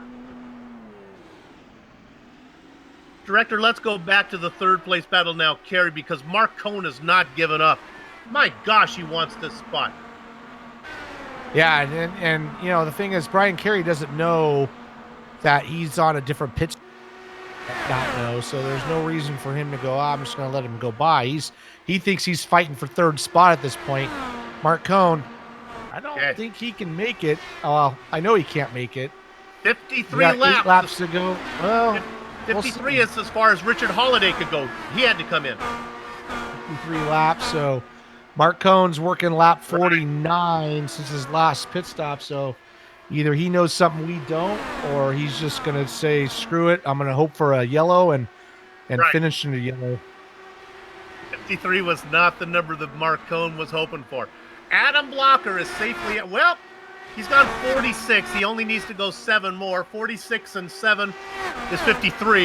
You got to assume the Blocker's going to get it there. Yeah, he's definitely going to get it. He's been,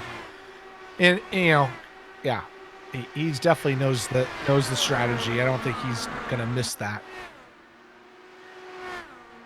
The real question is Mark Cohn in third. He's got the toughest order. Stefan Larkamp is Mark Cohn's coming in. Mark Cohn's coming in. He's giving it up. So Brian Kerry, let's put Jay Brandt up into third spot. James Krahula, we followed him earlier with his strategy. He's moved up to fourth. But man, let's give some credit to Jay Brandt there. 37th to third. So he's played the strategy just right, man. That's obviously our big mover of the event. Coming under the flag this time as we ride on board here with Jay Brandt. Adam Blocker has 3 to go. So basically, 19. Go ahead. I was going to say, basically what we're seeing right now is how the race is going to finish. So we got 8 cars on the lead lap. Joe Branch, first car lap down. George Salmon, like I said, moved up to 10th spot with those guys pitting. We'll see if he can move it. Let's give a shout out to Samuel Ryman up to 11th. He's done a great job. Really just come down to just kind of holding your own and just going to the pit when the leaders pit. Coming for the white flag, Adam Blocker. The 2 cars that go around him in front, he lets them roll by. They don't matter.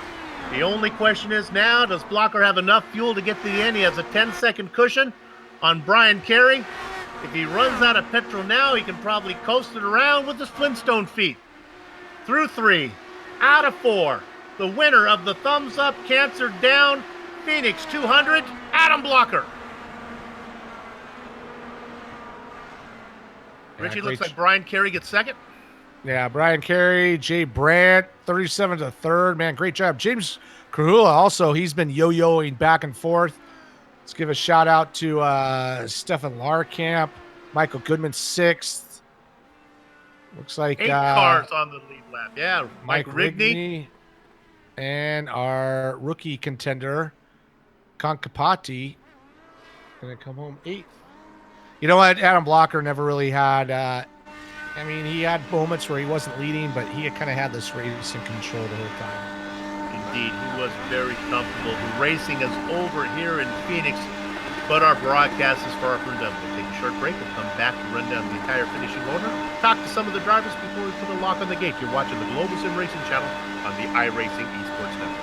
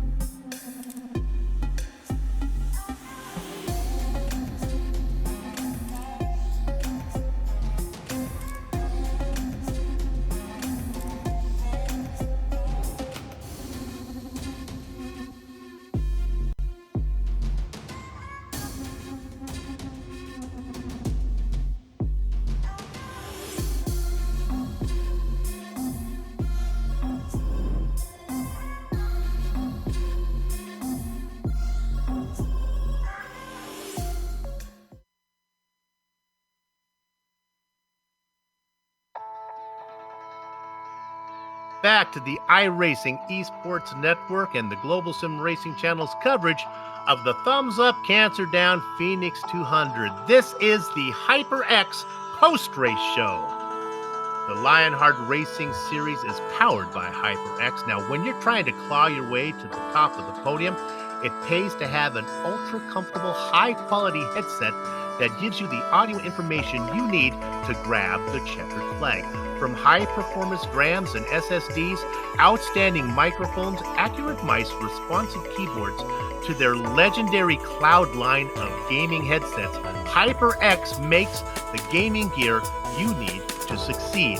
Casual or pro, no matter your creed, color, or culture, we're all gamers, and HyperX is always ready to game. Use promo code LION HRT15 at, now here's their website, hyperxgaming.com.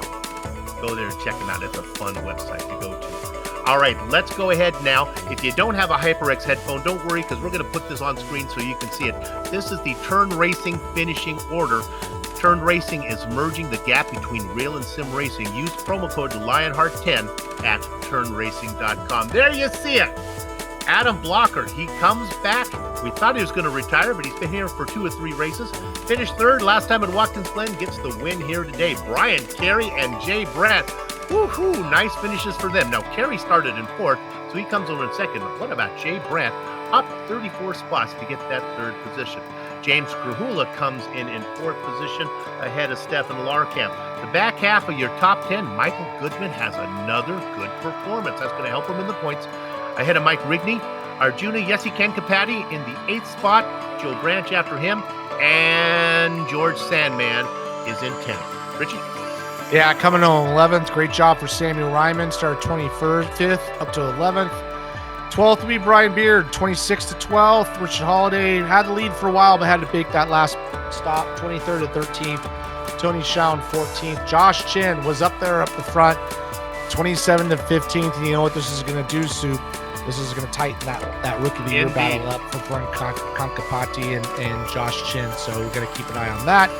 Coming on 16th was Brandon Linkerman. 17th, Mark Cohn. Did a good job up front. Made some good moves. Sage Karam, I don't know what happened in his pit stop, but he was leading and had a problem. Finishes 18th. Ron Hacker 19th. And Joe Hasser in 20th. Hazard was 6 laps down. Then it gets ugly for the rest of these guys. Andrew Kinsella, 58 laps down. Everyone 100 laps down or more. Chris Lanini, Chris Stouffer, Bart Workman, Brian Yazik, Scotty Johnson. I'll just finish these out because this is just kind of some sad stuff going on down here. Damon Martinez, Connor Harrington, Scott Holmes, Adam Frazier, Nathan Lewis, Jason Galvin, Ken Hacker, Darren Ganji, having a good run until things went south for him. Dustin Wardlow, Tyler Graff, Justin Weaver, and George Anzaldo. All right, let's go ahead. You know what? I always get to talk to the winner. Richie, do you want to see? Is Blocker there? I guess he's not. Is he? Oh, there he is. Richie, why don't you talk to our winner today? All right, Adam Blocker, you there with us? Yep, I got you. Oh man, you pretty much. I predicted the race win would come from the top 10. I should have just predicted it would come from the pole position. Pretty masterful race. Pretty, straightforward pit stop strategy. Some of those guys tried to beat you on that, but looked like you had everything under control there. Tell us a little about it. Yeah, so obviously I was really happy to get pole at the beginning of the race. I knew it was going to be crucial with how important track position was tonight. And then we just made the right pit calls. Obviously, if you stay out too long, you risk having to make a green flag stop and going a lap down. And I wouldn't say it was straightforward. The first pit stop we made around lap 25 under caution, that was, touch and go. I could have stayed out there, but it ended up being the right call to stay out to pit there. And then the main one we were debating over was the one with, like 120 or so to go, 115, whatever, where Chen and Sage decided to stay out, and we pitted because we were like, you can make it from here if you save a little bit and if it goes green. And I decided, if I pit now and it doesn't work out, I'm going to finish 5th. If I stay out and it doesn't work out, I'm going to finish 15th like Chen did. So, that's why we just decided to pit. And then we got a yellow, which made it easier to make it. And then, I was saving the first stint under that green run just to make sure I didn't get caught out by a yellow during the pit stop cycle. Yeah, and then the last stint I had it, so I was just kind of cruising behind Richard till I knew he had to pit. Yeah, let's go on that last part of the race. So, like on the first 100 laps or so, we had about 5 or 6 cautions, roughly. Don't quote me on my math there, but we had a few cautions. And then, were you surprised that it went that long without a caution, though? I mean, that's the way it had to work out for you, right? So you had to be able to stick those guys out there and make them suffer with a green flag pit stop. Were you surprised by that? I knew it was possible because I knew they would string out, but and I also knew that our strategy would work out even if we got a yellow. It just depended on when the yellow happened. Like, I think we had a better likelihood of winning. It's just, obviously there was a risk if the yellow came out at some times that we would, lose out. But yeah, once we got through the round of green stops, I was like, okay, even if we get a yellow now, I can just stay out on old tires and defend the lead. And everyone else that was on the other strategy was going to have to pit anyway for fuel. So I was like, as long as we get 50, 60 laps, we don't even need 110. I'll be good. So, yeah, no, it was a great race. Great comeback, winning your first race of the year here for us, and probably move you up in the standings a few bit. I won't be surprised. Kind of give us some people to thank for your win here tonight. yeah, mainly just want to thank the team, Adrenaline, and I guess, Power Slide's also in the car. Yeah, especially, we kind of work together to make all the pit calls and fuel numbers and stuff. And yeah, I just want to shout out Brian for making it a Adrenaline 1-2, and Joe Branch and Arjuna for getting eighth and ninth. And yeah, just really happy to get the 21st win, I think, in this league, which I think is now the all-time record. So really happy with that. Definitely going to celebrate that. Yeah, well, I don't think it's going to be your last. Well, congratulations, Adam, and I'm sure we'll be seeing you at the next one. Thanks for joining us. Yep, see you in Kentucky. There you have it, the Sim Experience Victory Lane post-race. Next, let's go ahead and we're going to talk here in a second. And I'm going to tell you that what we're doing here, when we go to Victory Lane to talk to these people, you got to remember that the Sim Experience AccuForce steering system is the most advanced tuning feature on the market. The AccuForce Direct Drive is second only to the real thing. To check out the entire Sim Experience line of products, head over to the simexperience.com. Don't want to miss that Victory Lane, of course, brought to you by the great folks at Sim Experience. We're going to talk now to Brian Carey. Brian, there we go. Second place today, Brian. You had a third place once at Montreal, but this is your best finish in Lionheart history. Yeah, actually, I closed out the season last year at California in third place too, so it's my second oval podium, which I'm very excited about. I did not have high hopes for this race. I had high hopes for Homestead, higher hopes for Watkins. Those turned out terribly, so I'm super excited about this. At the end of the race, you were in that fierce battle with the watchman, Mark Cohn. We kind of knew that Cohn was going to have to pit. Did you know that he had to pit? I did. I mean, I was just the pace he was coming, and when he pitted, I knew he probably had to. So, I mean, he caused a few Code Brown moments there, just diving up the inside. So I am glad that he didn't come into me, but I was confident that I could hold him back if I needed to. So when he ducked into the pits, it was a big relief. When did you realize, getting close to the end of the race, that, hey, we kind of caught on to it, but we're able to check and see what's going on? When did you realize that this thing was going to work out for you? When it went green. And thanks to my teammate, Andrew Kinsella, he called us into a pit early in the race. It basically put us on a trajectory to get that green flag run at the end. We caught it, so I'm very, very happy about that. But basically, it worked out that, okay, we had X amount of laps left. If we ran this flat out, we can get to this lap number, make our final pit stop. Hopefully, people would get caught out in green flag pit stops, and they absolutely did. And I do want to make sure that I do thank our Cloud Alpha HyperX headsets that we have here. Those helped a lot. I have run last season with, I'm going to be honest, inferior product in my headsets, just earbuds, and these are so much more comfortable, and they do help quite a bit. Isn't that cool? We talk about it during the race, but if you're watching out there, there's a testimonial for you for our sponsor. Congratulations, Brian. for a great run. We saw it coming. Second position was right there. You had nothing for blocker, but second was pretty good. Yeah, basically second place was way more than I could hope for today, so I'm super happy about that, and looking forward to the next one. Got it. Congratulations. Second place today, Brian Carey. Richie, who you got? Yeah, well, we got Jay Brandt coming in, third spot, started 37th. I'm going to say, Jay, that I'm going to say we didn't talk about you much, but I guess we should have, man. Great job. I mean, that's hard to do from the last row of the grid, missing all those wrecks and finishing on the podium. Tell us a little bit about your race. Well, still Brian here. You guys, my PR guy hasn't pulled me out yet, so what? Oh, there we got rid of. All right, there we go. Jay, you there? I'm here. All right, Jay, let me repeat what I said. Hey, started 37th, back to third, or up to third. I'm sorry we didn't really focus on you that much, but from the last row of the grid all the way up to third, you got to get some kudos for that. Tell us a little bit about your race. Yeah, well, up until the end, I didn't give you much to focus on. I had good pace all week, and then I decided to hit the wall on my second qualifying lap. So start from the back, and if you're gonna move up that far, you better have some luck on your side. And I had plenty of it. I was able to avoid the crashes, and because I was running behind a bunch of cars, I had really good fuel mileage, and one by one at the end, man, they kept peeling off the track to pit, and I was good to go. So it worked out. Yeah, obviously you don't have the pit stop numbers that we have. We kind of knew that was going to happen for you. One thing I wanted to ask Adam, I didn't ask him, I wanted to ask you is, was there a big difference between used tires and old tires? Because we saw James Grahula not pit earlier and was able to hold on the lead for a long time. And was that any difference? Or just pure fuel number? Yeah, there was a difference, but not enough to where you were going to get your doors blown off. I mean, like I think Adam mentioned, he could have stayed out on used tires and defended the lead. It was just so difficult to pass out there tonight.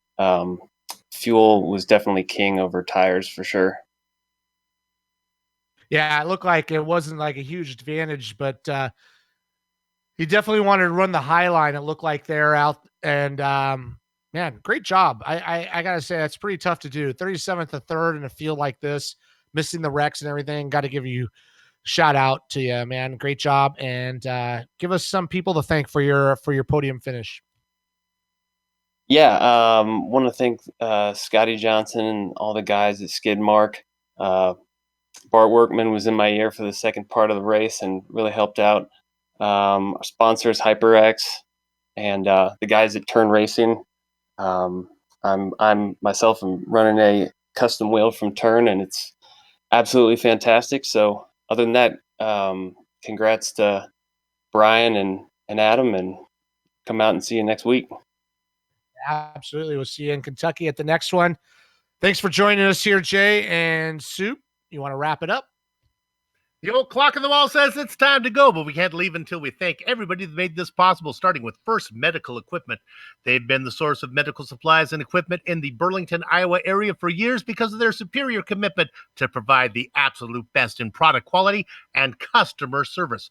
HyperX, whatever you play, however you play, HyperX knows we're all gamers. Use promo code LionHRT15 at HyperXGaming.com. Sim Experience, second only to the real thing. SimExperience.com.